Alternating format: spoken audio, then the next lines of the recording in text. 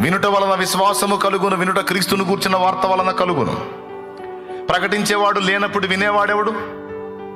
ప్రకటించేవాడు లేనప్పుడు వినటం ఉండదు, వినటం అనేది లేనప్పుడు విశ్వాసం అనేది ఉండదు, విశ్వాసం అనేది లేనప్పుడు రక్షణ లేదు. రక్షణ కావాలంటే విశ్వాసం కావాలి, విశ్వాసం కావాలంటే ముందు వినాలి, వినాలంటే ముందు ప్రకటించేవాడు కావాలి. ఇప్పుడు ప్రకటన అనేది ఎంత కీలకమో చూడండి. అది సువార్త ప్రకటన అయినా, హెచ్చరిక ప్రకటన అయినా, దైవ సందేశమైనా, సంఘ సందేశమైన ఏదైనా సరే, దైవ వాక్కు ప్రకటించటం అనేది ఒక ముఖ్యమైన విషయం. ఈరోజు మనందరం రక్షణలోకి వచ్చామంటే మనకు ప్రకటించబడింది దేవుని వాక్యం. యేసే నిజదేవుడని ప్రకటించబడింది, మన కోసం ప్రాణం పెట్టి తిరిగి లేచాడని ప్రకటించబడింది, ఇంకా అనేక విషయాలు మనకు ప్రకటితమయ్యాయి.